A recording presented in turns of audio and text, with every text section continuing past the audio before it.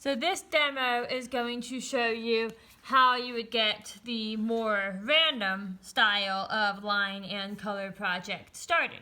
So obviously this one is pretty far along. You can see that I've already outlined all of my pencil lines with an ultrafine tip black Sharpie and erased those pencil lines. And I have begun adding in my color, which, as you can probably tell, I have done the secondary colors on this particular example. So I've got my violet, my orange, and my green, and I've just alternated those, and you can see how the coloring starts to turn this column, all these blobs kind of, into forms, just like it does on the more stacked example. So to get started, you're obviously going to have a blank piece of white paper. The way I tend to start, some people will start with a weird sort of wave that goes across the whole page, kind of like how this is, where you start with just a wonky something going across the page, and then you arrange everything from that. I usually just start with sort of a teardrop shape and allow that teardrop shape to kind of go wherever it wants to go as it turns into something.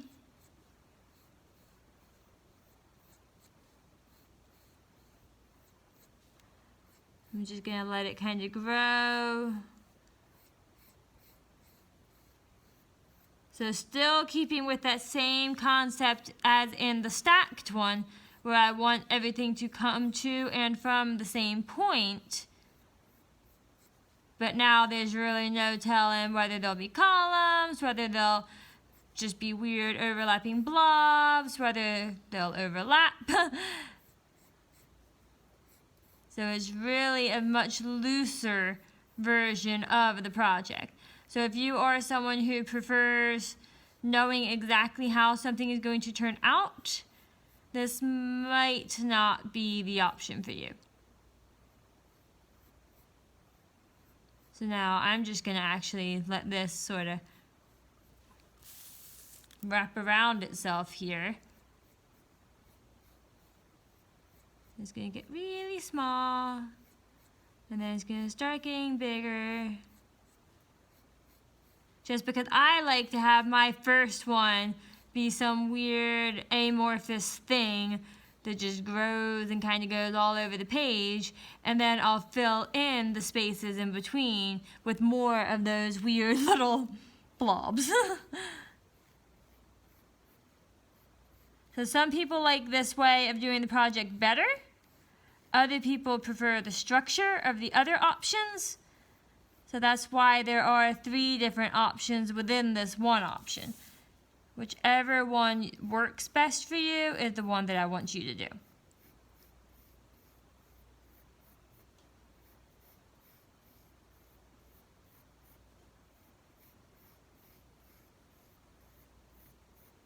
So I'm just going to let this get really big again now.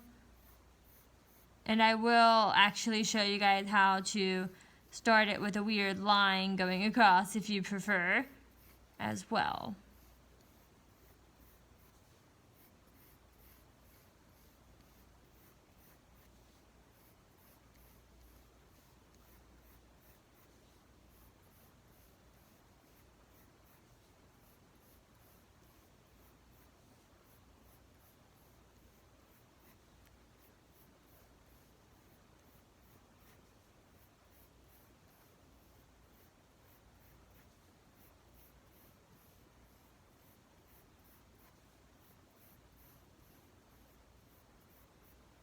Should probably make sure you guys can actually see what I'm doing there.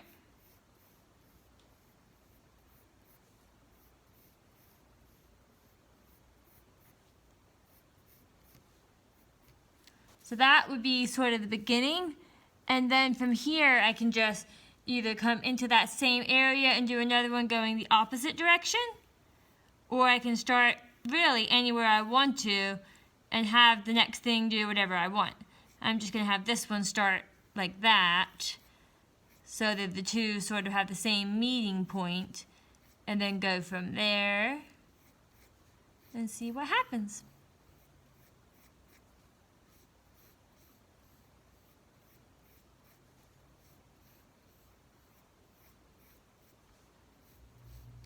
So even though this one starts out very loose and very sort of unpredictable, we will still end up with a line-based value project, because each of these sort of blobs is going to become one connected area of a consistent value shift. So now I could just come in here and I could come here, for instance, and maybe start one off of this area.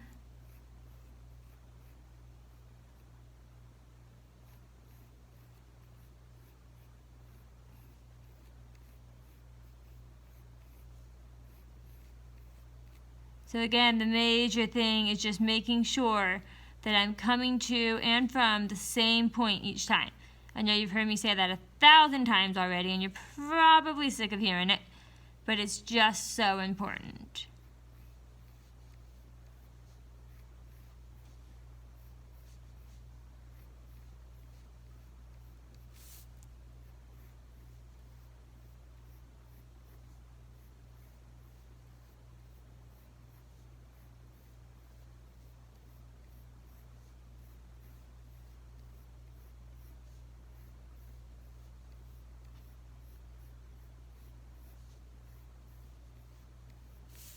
So I'm just going to let this one run kind of parallel to the other one. You don't have to. You could easily have it just stop somewhere. You could cut it off to a little point of its own on the other end.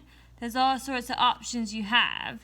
But I'm just going to have it come parallel until it runs off the page.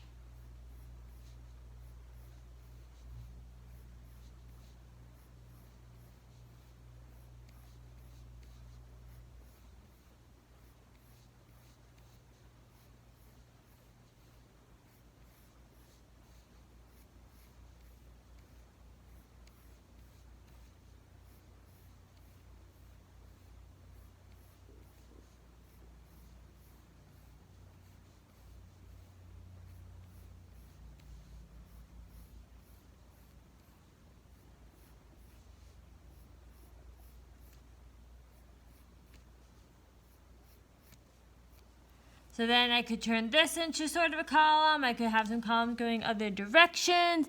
This one is really sort of wonky. It kind of goes wherever you let it go, basically, until you eventually fill up the space with something kind of like this. Now, the other way that you can start this project, as I was showing you, is if you have a line which sort of takes you in a specific direction to begin with, like this example. And then that first one is already predetermined for you. And in order to do that, you would just start with some sort of a line to create some sort of a wavy something across the page there. So hopefully you guys can see that a little bit. And then I'm just going to come in here and start with actually sort of an ellipse.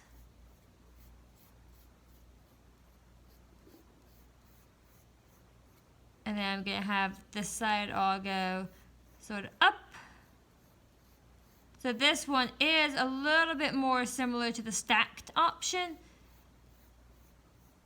in that you will have some parts of it go up and some parts of it go down, and you can kind of go a little more column-y, at least to begin with. But then you still branch off more, like in the previous example.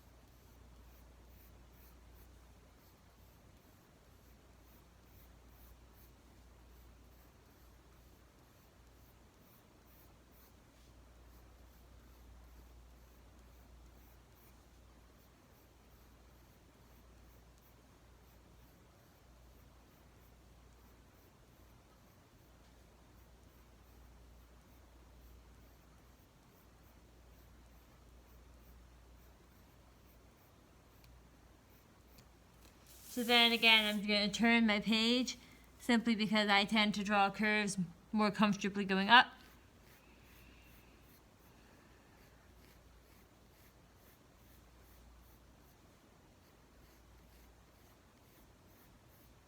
If you feel like you draw them better going across, like how this is, that's perfectly fine too. I cannot stress enough finding what works best for you and running with it. Because each person is going to work a little bit differently, and that's absolutely fine.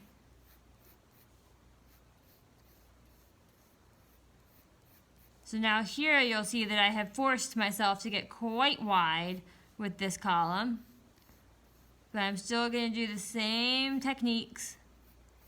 It's still going to come to and from the same points. Those bands are just going across a wider distance now.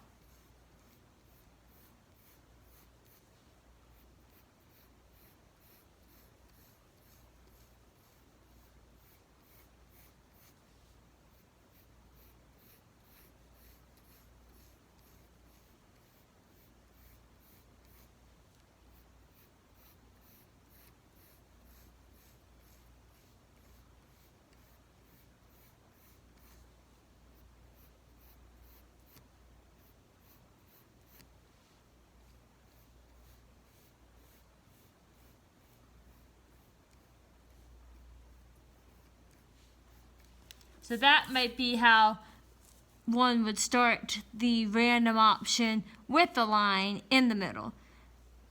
So now I'm just going to do another quick video of adding more to both of these examples, and then we'll have another video later on in which we discuss how to pick and use your color schemes and to do the shading portions, because the outlining step will be pretty much similar to the pencil line, except that you will not be sketching it so much as a nice smooth line.